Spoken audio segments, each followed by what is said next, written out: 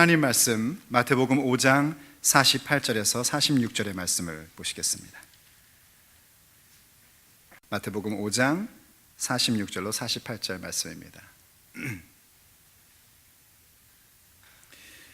제가 받들어 봉독하겠습니다. 마태복음 5장 46절에서 48절의 말씀입니다. 너희가 너희를 사랑하는 자를 사랑하면 무슨 상이 있으리요? 세리도 이같이 아니하느냐? 또 너희가 너희 형제에게만 무난하면 남보다 더하는 것이 무엇이냐? 이방인들도 이같이 아니하느냐? 그러므로 하늘에 계신 너희 아버지의 온전하심과 같이 너희도 온전하라. 아멘. 안녕하세요, 여러분들. 너무 반갑습니다. 우리 같이 인사 오늘 또 한번 같이 해보겠습니다. 이렇게 인사할 겁니다. 오늘은 대사가 뭐냐면 당신 때문에 살맛이 납니다, 이렇게 하는 거예요. 근데 잘하셔야 됩니다. 너 때문에 살맛 나, 이렇게 하면 안 돼요. 아셨죠? 마음의 준비를 하시고 얼굴을 보는 순간 그렇게 나올 수도 있다는 걸 제가 이해를 합니다. 탁 보는 순간 너 때문에 살맛 나, 이렇게 하고 싶은 마음이 나오겠지만은 그래도 우리가 좀 예배를 드리는 사람답게 좀 이렇게 마음을 좀 가다듬으시고. 그런데 정말 그렇습니다. 왜 옆에 있는 사람 때문에 살맛이 나냐면 너가 있기 때문에 우리가 되고 우리가 있기 때문에 예배가 될 수 있기 때문입니다. 하나님 예배는요 혼자서 못합니다. 우리가 될 때만 예배가 됩니다. 그래서 정말 옆에 있는 그 사람 때문에 내가 살맛이 나는 겁니다. 조금 마음이 듭니까? 남편이 되었던, 엄마가 되었던, 아빠가 되었던, 아들이 되었던, 형제가 되었던, 누가 되었던, 당신 때문에 내가 살맛이 납니다. 조금 걸리더라도 이렇게 하는 겁니다. 준비되셨죠? 최소한 2사람 이상에게 해보겠습니다. 준비하시고 시작. 당신 때문에 살맛이 납니다. 집사님 때문에 제가 살맛이 납니다. 여러분 때문에 제가 살맛이 납니다. 할렐루야. 보통 이렇게 하면은 목사님 때문에 제가 살맛이 납니다라고도 그렇게 얘기를 한다고 해서 절대로 누가 잡아가질 않습니다. 여러분 때문에 제가 참 살맛이 납니다. 그렇죠. 이제 조금씩 통하기 시작을 하는 것 같아요. 감사합니다. 오늘도 주의 은혜가 우리와 함께 할 줄로 믿습니다. 한국에 유니온 교회라는 데가 있답니다. 그 유니온 교회가 매년 한 상을 사람에게 주는데 그 상 이름이 재밌게도 원수사랑상이랍니다. 발음도 어려워요. 원수사랑상. 상만 주는 게 아니라 상금으로 자그마치 US 달러로 10,000불이나 거기에 상금으로 준답니다. 대단하죠. 그런데 2009년도에 그 상을 누가 받았냐면 인도 동부의 오리사 지역에서 목회하시는, 이름이 어려워요, 사티아 렌잔 마지 목사님께서 그 상을 수여받았습니다. 이 마지 목사님은 인도 동부 지역에서 3대째 걸쳐서 목회를 하시는 현지 목사님이십니다. 3대째 그렇게 그 지역에서 교회를 섬기는데 그 가정에는 굉장히 세상적으로 볼 때는 비극이고 하나님 나라의 입장에서 볼 때는 커다란 영광의 사건들이 있었습니다. 본래 그의 할아버지가 처음 예수를 믿었는데요, 캐나다 선교사가 그곳에 가서 복음을 전할 때에 복음을 받아들이고 크리스찬이 되었고 그리고 나중에 현지 목사가 되었답니다.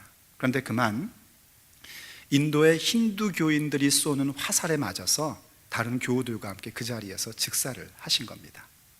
뿐만 아니라 1956년 2월 16일에 이 마지 목사님의 아버지도 목회를 하시다가 순교를 당하게 됩니다.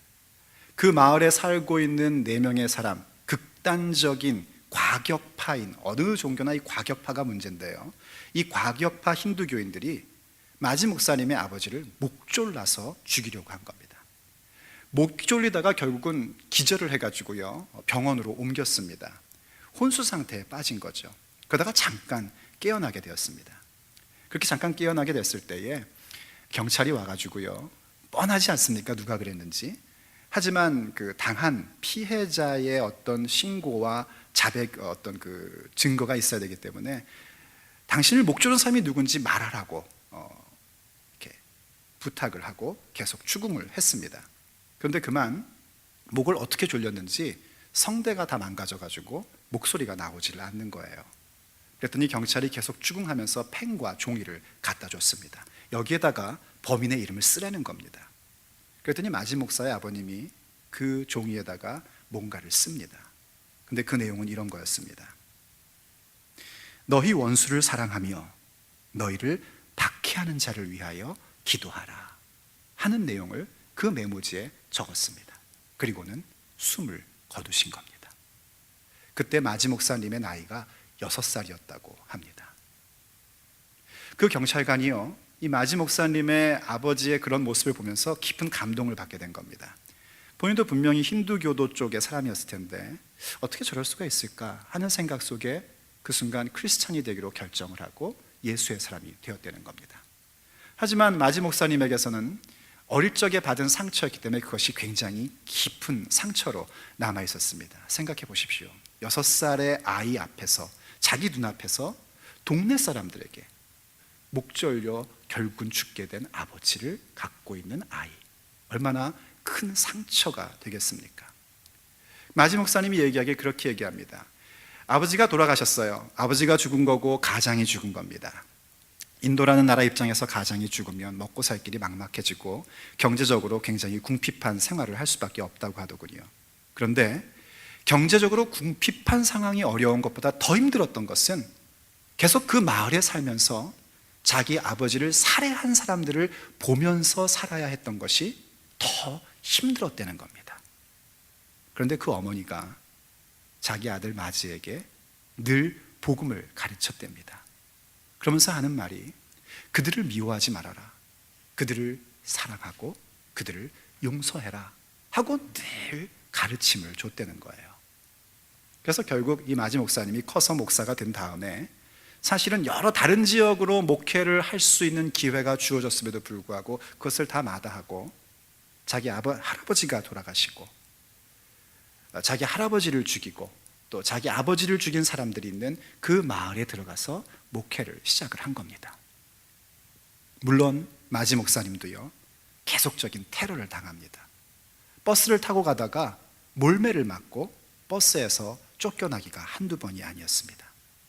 그런데 그럴 때마다 이 마지 목사님이 자기에게 폭력을 가하고 테러를 행하는 자들에게 똑같이 폭력으로 대하는 것이 아니라 오히려 그들을 교회로 초대하고 집으로 초대해서 음식을 먹이고 그들을 환대하고 그들을 향하여 웃음을 보여줬다는 겁니다.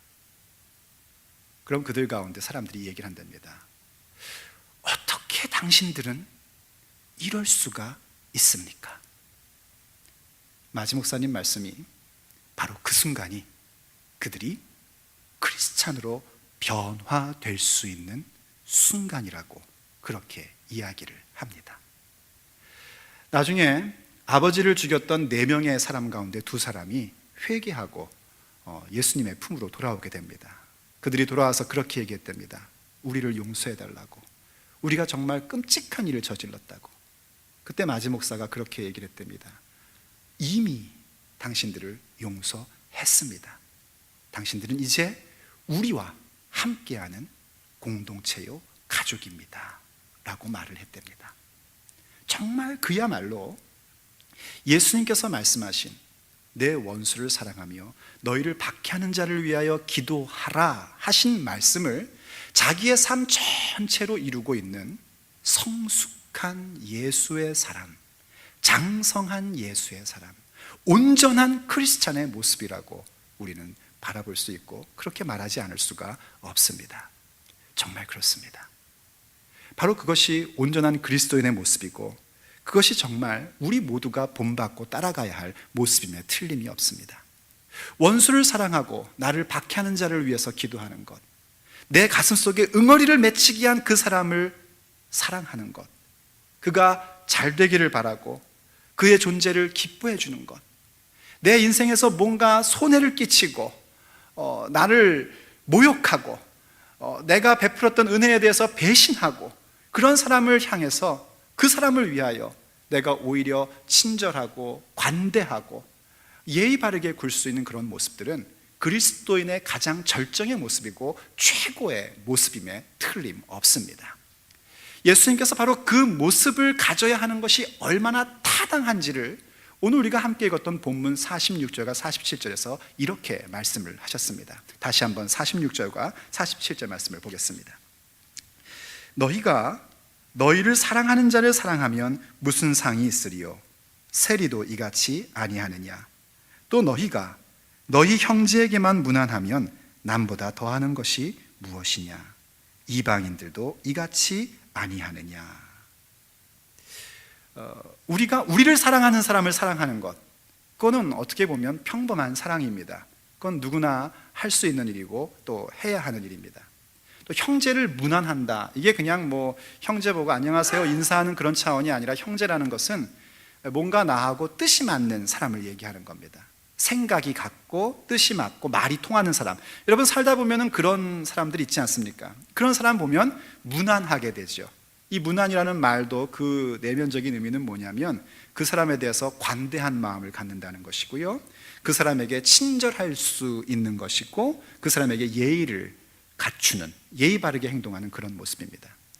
우리가 그저 나하고 뜻이 맞고 말이 통하는 사람에게 친절할 수 있고 관대한 마음을 갖고 그에게 예의 바르게 구는 것, 그것은 참 중요한 일인데 그것도 역시 보통 사람들이 다 할 수 있는 일들입니다. 예수님 말씀대로 세리도 할 수 있고 이방인도 할 수 있단 말입니다. 하나님 모르는 사람도 할 수 있고, 그거는 누구나 다 할 수 있는 일이란 말입니다. 믿는 사람의 입장에서 볼 때에 야 저렇게 살면 안 돼 라고 생각하는 사람 살다 보면 이렇게 가끔씩 보이지 않습니까? 마치 여러분들 표정은 내 인생엔 그런 사람이 하나도 없다라는 듯한 표정을 짓고 있는데, 있죠 그런 사람들이요. 그 사람도 할 수 있다는 겁니다. 자기를 사랑하는 사람 사랑하고, 자기와 뜻이 맞고 뭔가 좀 이렇게 코드가 맞는 사람이라면 그에게 대해서 관대한 마음도 갖고 그에게 대해서 친절하고 예의 바른 모습 갖는 거, 그건 그 사람들도 할 수 있는 일이라는 겁니다. 그러면 우리는 어떤가? 우리는 아니라는 겁니다. 우리는 그것보다 더 넘어선 모습이 꼭 있어야 한다는 겁니다. 왜냐하면 우리는 평범한 사람으로 살아가려고 부름받은 것이 아니라 예수 그리스도 안에서 탁월한 사람으로 살아가고자 그 부르심을 받은 사람들이기 때문입니다. 정말 우리가 사랑하는 사람 형제만이 아니라 내 인생에 아픔과 응어리를 주었던 어떤 그 원수, 내 삶에 손에 입혔던 모독했던 사람들까지 사랑하는 것, 그가 잘 되기를 바라고 그 존재를 기뻐하는 것. 제가 왜 자꾸 이 얘기를 반복하는지 여러분들은 얼른 눈치를 채셔야 됩니다. 사랑이라는 것은 애틋한 감정이 아니라 어떤 존재가 잘 되길 바라고 그 존재 자체를 기뻐하는 게 사랑이기 때문입니다. 그리고 나를 향해서 모독하고 나에게 손해를 끼쳤던 사람에게까지도 무난하는 것, 관대하며 친절하고 예의 바르게 구는 그 모습, 그것이 바로 우리가 가져야 하는 예수의 사람들의 복된 삶의 모습이라는 겁니다. 그러면서 예수님이 결론적인 얘기를 하나 해주십니다. 이건 작은 소결론이에요. 우리가 지금 함께 묵상하는 산상수훈이라는 것은 복된 존재가 뭔지를 가르쳐주고, 그 복된 존재가 세상 가운데서 어떤 정체성을 갖고 있는지, 그것은 곧 소금이고 빛이다 하는 것을 말씀해 주신 다음에 어떻게 우리가 세상 가운데서 복된 자로서 소금이 되고 빛인 존재로서 살아갈 것인가에 대하여 크게 네 가지를 산상수훈에서 얘기하는데, 하나는 말씀을 이루는 삶이요, 또 하나는 기도와 경건의 생활을 하는 것이고, 또 하나는 재정에 대한 바른 자세를 갖는 것이요, 또 다른 하나는 인간관계에 대해서 내가 어떤 모습을 갖는가 하는 건데요, 바로 그 가운데 하나님 말씀을 이루는 삶에 대한 작은 결론입니다. 그 결론에 대하여 예수님이 48절에서 이렇게 말씀을 하셨습니다. 우리 같이 한번 읽어보죠. 시작. 그러므로 하늘에 계신 너희 아버지의 온전하심과 같이 너희도 온전하라. 아멘. 아멘이 됩니까? 정말 아멘이 됩니까? 이 말씀을 자세히 보십시오. 아버지의 온전하심과 같이 너희도 온전하라 하니까 나는 싹 빼놓고 너희들 이렇게 해서 혹시 자신 있는 거 아닙니까? 내 얘기입니다. 온전하라 이렇게 탁 얘기를 들으면 까무러칠 것 같습니다. 저는 뭐 어떡하라고 하나 이런 말씀을 주시나 싶어요. 근데 이제 이 온전하다라는 이 단어가요, 원래 이 말씀의 의미는 하나님을 우리가 아버지로 믿고 있는 사람들로서, 하나님의 자녀가 된 우리들로서 하나님의 성품을 닮아가라는 것입니다. 이 온전한이라는 단어, 성경 언어 텔레이로이스라는 단어인데요, 이 텔레이오스라는 단어는 영어 성경으로 얘기하면 이제 perfect라고 번역을 했습니다. 우리 보러 be perfect 그러면 no, we can't 이렇게 얘기하겠죠. 안 돼, 못해 이렇게 얘기할 거 아닙니까? 그래서 우리는 그냥 안 된다 그럽니다.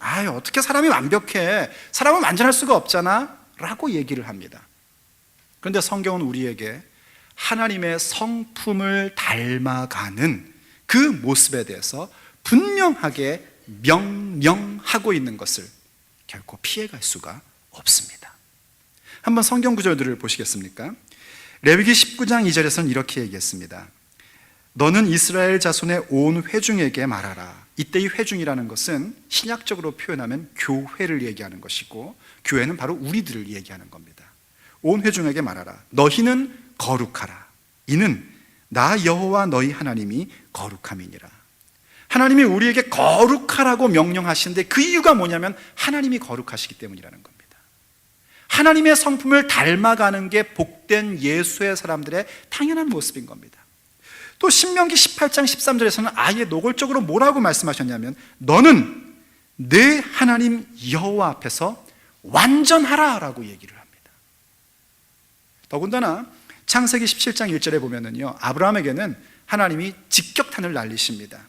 아브라함이 99세 때에 여호와께서 아브라함에게 나타나서 그에게 이르시되 나는 전능한 하나님이라.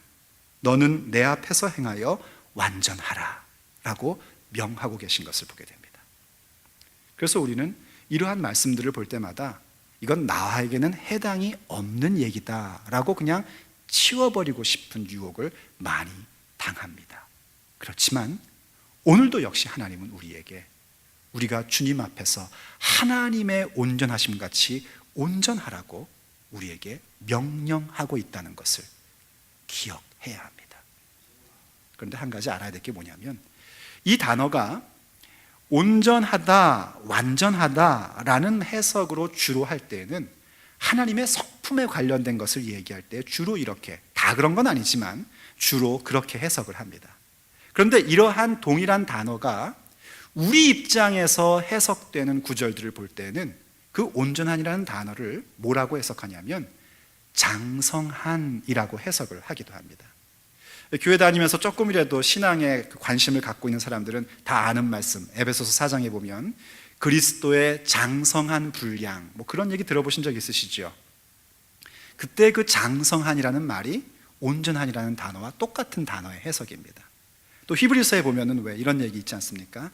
단단한 음식은 장성한 자의 것이다 라고 얘기하는 그런 말씀, 그때 장성한이라는 것도 동일한 단어입니다. 그러니까 온전함이라는 그 단어는 다른 말로 하면 무슨 얘기인고 하니 장성함이요 또 성숙함을 이야기하는 겁니다. 그렇다면 예수님이 지금 결론적으로 얘기하고 있는 이 말씀을 다시 한번 우리가 알아듣기 쉽게 해석을 한다면 이런 얘기입니다. 그러므로 하늘에 계신 너희 아버지 곧 하나님의 완전하심과 같이 너희도 하나님의 자녀로서 하나님의 완전하심처럼 장성한 자가 되고 성숙한 자가 되라 라는 명령입니다. 그렇게 우리가 복된 자의 삶을 산다는 게 뭔가? 그것은 바로 하나님의 온전하심 같이 우리가 장성한 자, 하나님 앞에 성숙한 자가 되어 가는 것입니다. 성숙한 자가 된다는 게 뭘까요? 이 성숙해진다, 장성해진다는 것은 여러분이 아이들이 크는 걸 보면 얼른 알 수가 있습니다. 그 어릴 때는 뭐 이게 세상에 이게 뭔지도 다 구별을 못하고 조용한데 혼자 소리 지르고 사고 치고 어수선하고 번잡하다가 몇 년 지난 다음에 탁 만나면 애가 의젓해 있지 않습니까? 그럼 이 녀석 많이 컸네 라고 얘기를 합니다. 맞습니다. 그게 하나의 장성한 모습이죠. 우리가 어른이 다 되었다고 하더라도 우리의 마음과 우리의 영혼이 머추어되는 것, 성장하는 것, 성숙한 모습으로 간다는 건 그와 같은 겁니다. 옳고 그름도 알지 못했고 무엇이 먼저이고 무엇이 나중인지도 모르고 그러던 사람이 이제 그 모든 것들의 옳고 그름과 우선과 나중을 알고 자기의 위치가 뭔지를 알고 그렇게 좀 차분한 가운데에 있는 그 모습을 갖는 것이 성숙한 모습입니다. 그런데 오늘 예수님 말씀을 보면 성숙함이라는 것은 그것을 넘어서서 더 폭넓은 것으로 나아가야 됩니다. 그게 뭐냐면 내가 사랑하는 자만 사랑하는 것이 아니라, 나를 사랑하는 사람만 사랑하는 것이 아니라 나를 사랑하지 않는 원수와 나를 모욕하는 박해하는 사람까지도 사랑하고 무난하는 겁니다. 그러니까 성숙한 건 뭐냐면 이런 겁니다. 내 인생 속에서 나와 뜻이 같고 인간관계 속에서 나와 어떻게 편하고 좀 뭔가 뜻이 통하고 좋은 사람이든지, 아니면 내 인생 속에서 뭔가 좀 불편하고 꺼려지는 사람이든지, 그 양자에게 모두 다 동일한 사랑과 동일한 관대함과 동일한 친절과 예의 바름을 베푸는 게 성숙함입니다.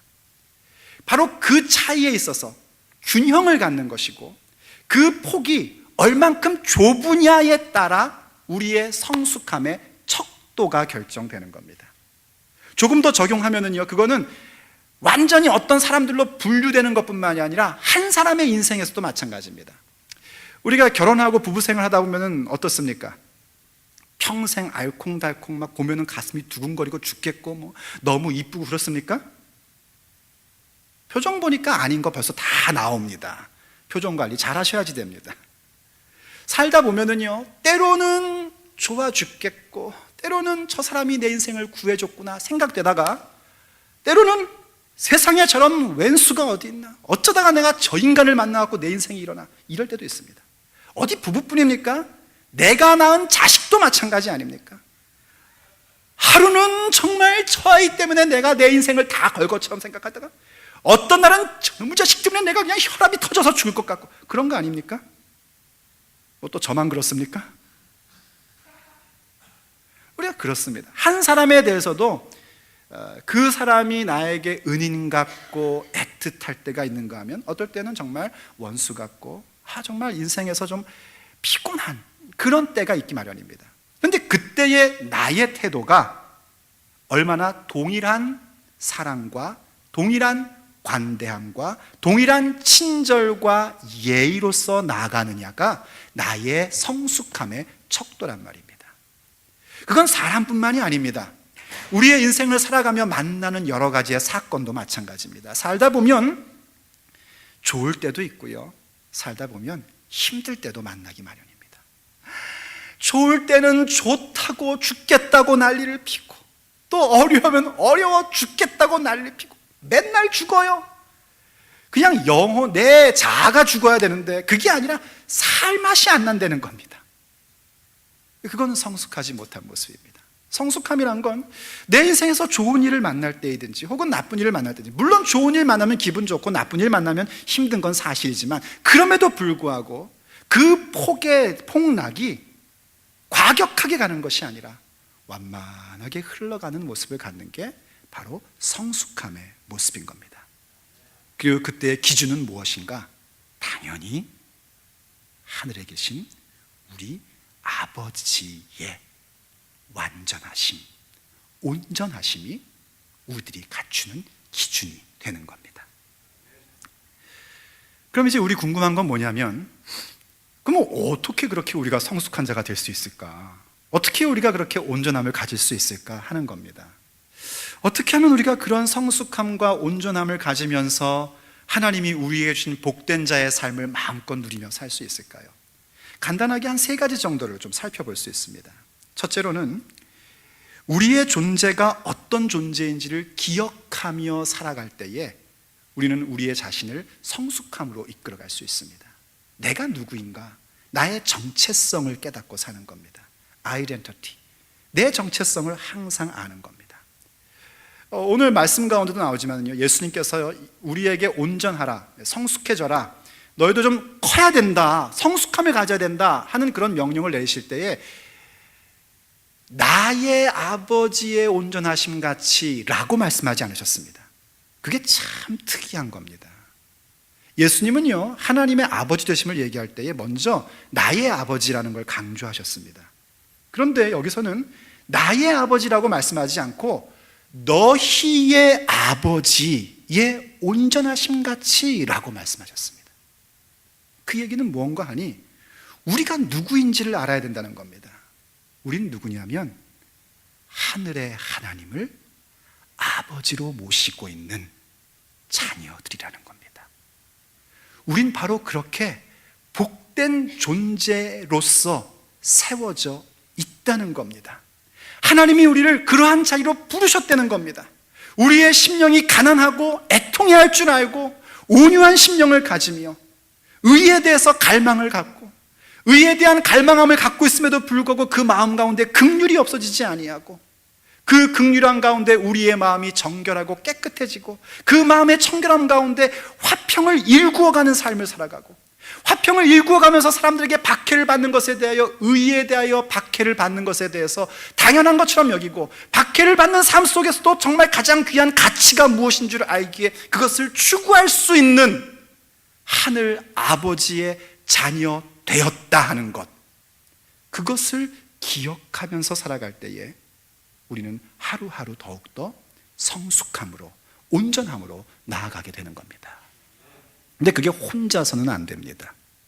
그래서 에베소서 4장 13절이 뭐라고 얘기했냐면 이렇게 우리에게 얘기를 해줬습니다. 잘 아는 말씀인데요, 우리가 다 하나님의 아들을 믿는 것과 아는 일에 하나가 되어 온전한 사람을 이루어 그리스도의 장성한 분량이 충만할 때까지 이르리니. 그리스도의 장성한 분량에 충만할 때까지 이른다는 건 우리가 많이 봤고요. 오늘은 그 앞부분을 봐보세요. 우리가 다 하나님의 아들을 믿는 것입니다. 예수 그리스도를 믿는 믿음을 간직하는 겁니다. 그게 우리를 온전케 만들어줍니다. 그리고 또 아는 겁니다. 이 안다는 것은 경험적으로 아는 것을 얘기하는 거예요. 하나님의 아들이신 예수 그리스도를 믿고 아는 그 일들에 무엇이 필요하냐면 우리가 하나가 되는 것이 요구가 됩니다. 혼자서 안 됩니다. 우리가 서로 격려하고 도움을 주고 이끌어주고 때로는 위에서 기도해주고 때로는 권면함으로써 우리가 그 일에 하나가 될 때에 우린 장성한 자로 세워지는 겁니다. 우리가 누구인지를 알자고 서로 얘기해야 됩니다. 우리는 하나님의 자녀이다. 우리는 세상의 빛이다. 우리는 소금이다. 우리가 우리의 빛을 포기해버리면 세상에서는 빛이라는 것을 찾을 수가 없다라는 것을 우리가 함께 이야기하며 예수의 능력으로 나아가는 자가 되는 겁니다. 그럴 때 우리는 더욱더 하늘 아버지를 닮아가는 그 온전함, 그 성숙함을 함께 이루어갈 수 있는 겁니다. 둘째로는 우리가 우리의 성숙함을 이루기 위해서는 하나님의 말씀을 신뢰하는 것이 반드시 요구됩니다. 하나님 말씀을 신뢰할 줄 아는 자가 되어야 됩니다. 디모데후서 3장 15절과 16절이 우리에게 이렇게 얘기를 해주고 있습니다. 모든 성경은 하나님의 감동으로 된 것으로, 여러분이 가지고 다니는 그 성경이 하나님의 감동으로 된 줄로 믿으시기를 바랍니다. 그렇게 하나님의 감동으로 된 것으로 교훈과 책망과 바르게 함과 의로 교육하기에 유익하니 이는 하나님의 사람으로 온전하게 하며 모든 선한 일을 행할 능력을 갖추게 하려 함이라 하고 말씀해 줬습니다. 우리를 온전하게 하는 능력이 어디에 있는가? 하나님의 말씀 가운데 있단 말입니다. 그런데 그 말씀이 나에게 주어져 있고 말씀을 매주 듣고 성경책을 옆에 끼고 다니고, 아니 끼고 다니는 것뿐만 아니라 펴서 읽기까지도 하는데도 온전함과 성숙함이 없다면 그 이유는 왜 그러냐면 성경의 말씀들을 하나의 정보로만 갖고 있기 때문입니다. 성경의 말씀을 정보로 가지면 안 되고 그것을 진정한 알므로 가져야 됩니다. 정보와 알의 차이는 뭐냐면 정보는 이런 겁니다. 어느 지역에 가서 그 지역에 대한 안내지를 내가 받은 것과 같은 겁니다. 안내지를 받은 것과 내가 직접 그 지역의 중요한 장소들을 다니는 것은 다른 얘기입니다. 정보는 굉장히 중요한 것입니다. 그러나 정보만으로 끝나면 아무 일도 일어나지 않습니다. 반드시 그 정보를 가지고 내가 그 지역에 갈 때에 정말 알미라는 것이 내게 주어집니다. 성경을 신뢰할 때에, 하나님의 말씀이 진리라는 것을 믿는 믿음을 가질 때에 우리는 비로소 그 말씀을 정보가 아닌 알므로 간직하고 그 암 가운데에 성숙함을 가져갈 수 있는 겁니다. 근데 그 일을 누가 이루시냐면요, 오늘 우리와 함께하는 성령께서 그 일을 이루신단 말입니다. 그러므로 성령을 의지하는 자가 되어야 됩니다.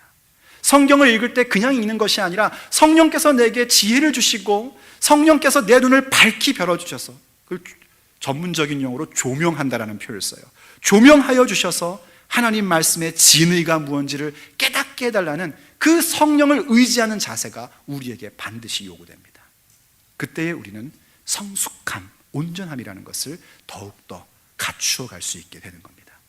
그리고 세 번째로는요, 나약함에서 벗어나 탁월함으로 가고자 하는 우리의 의지가 반드시 요청됩니다. 여러분, 교회 다니다 보면 한 번쯤은 그런 생각 해보지 않았습니까? 내가 정말 하나님 말씀대로 살아야지. 그런 거 한 번도, 오늘 처음 교회 나오신 사람들 말고 예수님 영접한 사람 가운데 내가 정말 주의 말씀대로 살아야지 하는 걸 한 번도 생각해 본 적이 없는 사람들 있으면 한번 물구나무를 서보십시오. 아마 한 번이 아니라 무수하게, 내가 그래도 정말 말씀대로 살아야 되는데, 정말 말씀대로 살아야지, 이런 생각 하실 겁니다. 근데 어떻습니까? 안 되죠, 잘. 그럼 안 될 때 우리가 늘 나오는 그 말이 있습니다. 이게 뭐냐면 이겁니다. 의인은 없나니 하나도 없어. 요겁니다. 원래 그 의인이 없다라는 하나님의 말씀의 목적은 하나님 앞에 설 수 있는 사람은 아무도 없다는 겁니다. 오직 예수님을 통해서만이 우리가 하나님을 아바 아버지라 부를 수 있다는 거예요.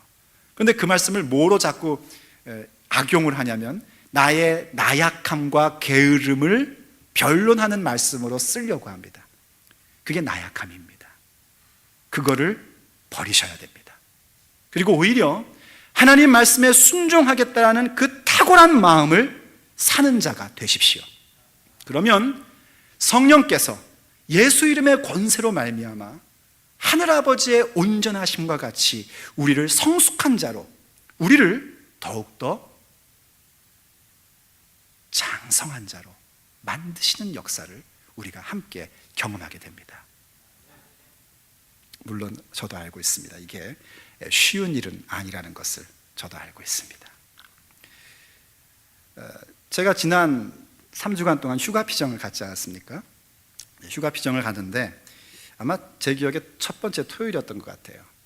가족들과 함께 이제 식당을 갔습니다. 서리에 있는 한 식당에 가서 맛있는 것을 먹으려고 들어갔는데 그쪽에 아는 얼굴이 앉아 있는 거예요. 그래서 인사를 하고 이제 앉아서 저희는 밥을 먹고 있는데 갑자기 그 식당에서 이제 웨이트리스가 와가지고 저쪽 테이블에서 저희들 밥값을 냈다는 거예요. 라고 생각할지 모르겠지만 저는 받기가 싫었습니다. 그래서 다 취소하라고 그랬습니다. 다 취소하고 우리가 내겠다고. 내가 저분들에게 식사 대접을 받을 이유가 없다고 제가 얘기를 했습니다. 제가 보기보다 굉장히 까칠한 사람입니다. 저희 아버지가 저를 보면 늘 얘기를 합니다. 너는 어떻게 목사가 그렇게 까칠하냐, 이러고 항상 말씀을 하세요. 근데 제가 그랬던 이유가 있는데, 왜 그러냐면 그분들이 어떤 사람이었냐면 제 인생 속에서 몇 안 되는 저에게 깊은 상처와 아픔과 손해와 배신을 줬던 사람이었기 때문에 그렇습니다. 야, 그래도 무슨 목사가 그래도 밥 주면 얻어먹지, 그걸 뭘 그렇게까지 했느냐라고 얘기하신다면 제가 좀 제 변명을 할 테니까 좀 들어주십시오. 본래 그분이 저에게 그렇게 큰 아픔과 상처를 줬을 때에 저에게는 그 사람에게 안갚음을 할 수 있는 힘과 권위가 있었습니다. 그리고 어떻게 하면 그렇게 할 수 있는지에 대한 지식도 저에게는 있었습니다. 그런데 마침 그때 하나님께서 저에게 어떤 말씀을 묵상하게 하셨냐면 요한복음을 차례대로 묵상하고 있을 때였는데 예수님께서 제자들의 발을 씻겨주시는 모습, 예수님이 가룟 유다에게 그 빵을 고기 국물에 적셔서 먹이시는 모습. 이건 유대인들 풍습 가운데요, 빵을 고기 국물에 적셔서 얘다 너 먹어라 하고 이렇게 주면은요, 자기가 가장 사랑하는 사람이라는 표현의 모습이었습니다. 자기를 파는 가룟 유다에게 그렇게 하셨던 모습. 또 계속해서 잡히신 다음에도 어떤 자기 변명을 하지 않고 자기의 어떤 그 변호를 하시는 것이 아니라 그저 사실과 진리에 대해서만 말씀하셨던 모습, 이러한 것들을 쭉 묵상하게끔 하셨습니다.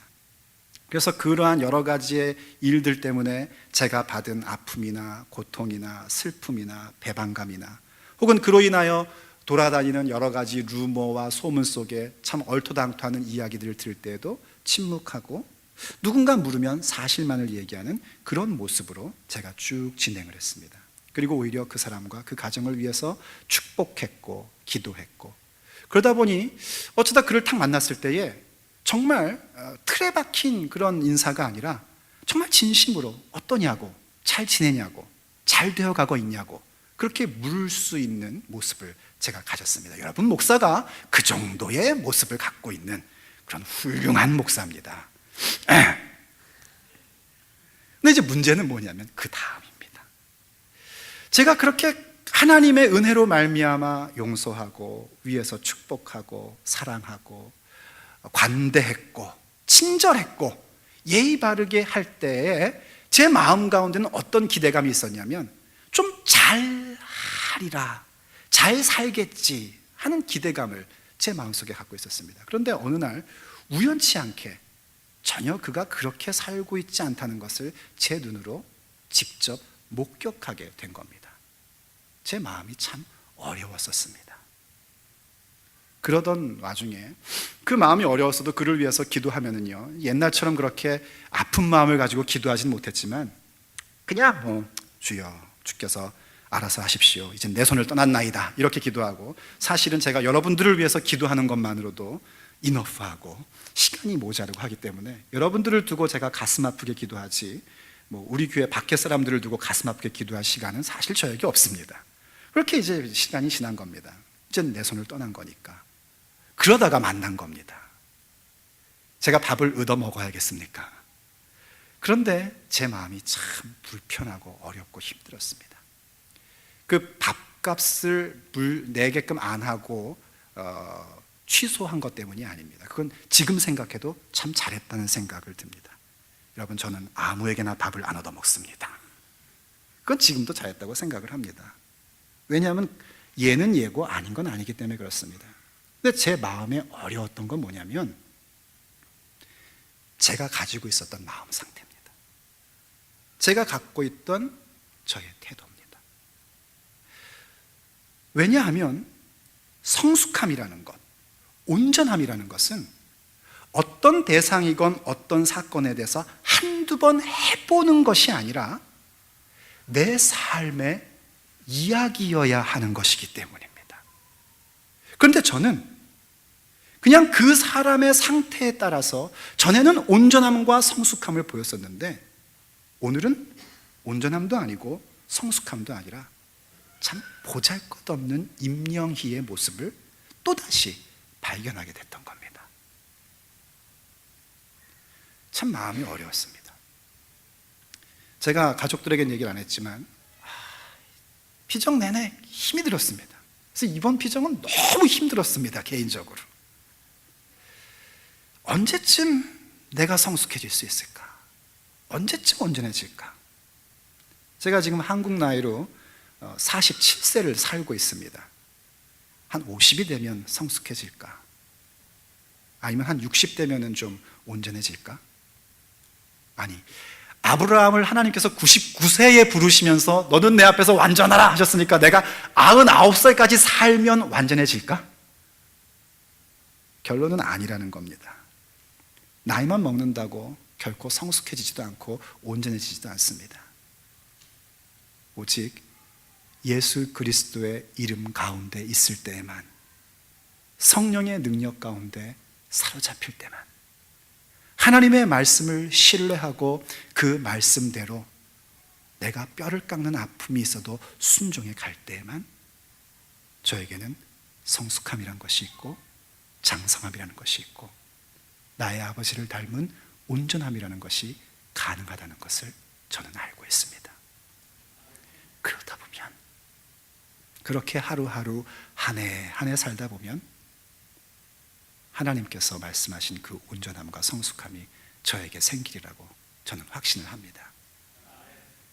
그리고 그렇게 성숙해가는 그 자리 가운데 바로 여러분들이, 여러분 한 사람 한 사람이 저의 동반자로서 함께 그 자리에 성숙함으로 있기를 간절히 바랍니다. 하늘에 계신 우리 아버지의 온전하심 같이 우리도 온전한 자가 될 수 있습니다. 기도하시겠습니다.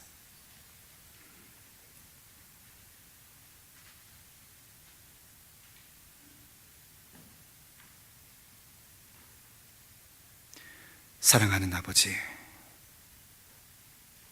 늘 부족하고 연약하고 실수 많고 온전치 않은 사람을 부르셔서 아버지의 자녀로 삼으시고 주의 길을 걷게 하시며 아버지의 소중한 자녀들에게 아버지 하나님의 귀한 말씀을 증거케 하신 인생인 것을 제가 깨닫습니다. 그러한 가운데 주께서 늘 깨닫게 하시어 오직 예수의 이름과 그 능력으로만, 성령의 도우심으로만, 아버지의 말씀을 향한 순종의 자세 속에서만 하늘 아버지의 온전하심과 같이 온전할 수 있는 인생이 되게 하심을 깨닫게 하시고 가게 하시니 감사드립니다.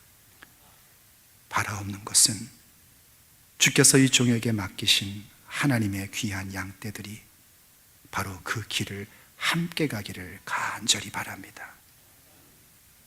그저 한 번, 두 번 해본 것으로 만족하는 것도 아니고 또 한 번, 두 번 실패해서 포기하는 것도 아니라 하루하루 한 해 한 해를 하늘 아버지를 바라보며 우리가 누구인지를 늘 기억하고 하나님의 말씀을 신뢰하며 나약함이 아닌 탁월함 속에서 살아가고자 하는 결단으로 어제보다 오늘이, 오늘보다 내일이, 올해보다는 내년이 더욱더 아버지의 모습을 닮은 온전함으로 나아가기를 간절히 바랍니다.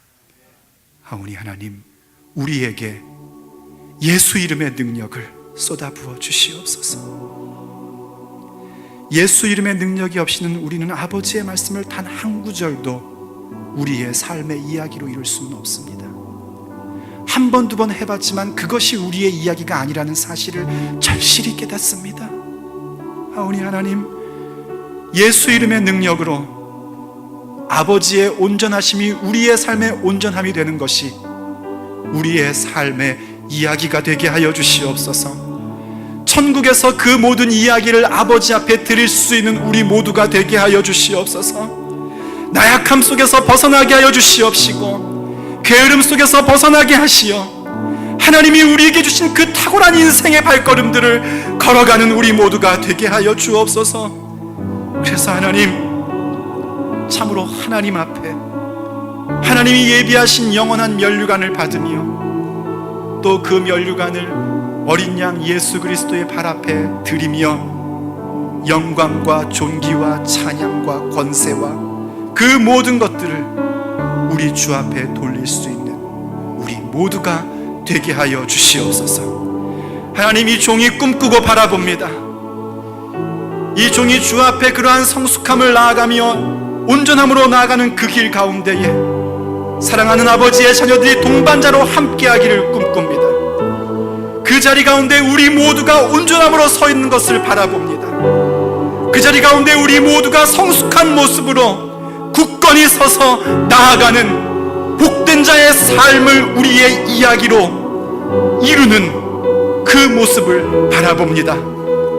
하오니 주여, 우리의 그 소망과 비전 가운데에 기름 부어 주시옵시고 오직 예수 이름의 권세와 성령의 능력으로 그 모든 일들이 이루어지게 하여 주시옵소서. 우리에게 성령으로 충만함을 베풀어 주시옵소서. 그래서 주님 앞에 서는 그날 주께서 우리를 온전케 하시고 우리를 성장케 하시고 성숙케 하신 그 귀한 열매를 주 앞에 드릴 수 있는 우리 모든 예수의 사람들이 되게 하여 주시옵소서. 우리 주 예수 그리스도의 이름으로 간절히 기도 올립니다. 아멘. 주께서 주신 동산에 땀 흘리며 씨를 뿌리며 내 모든 삶을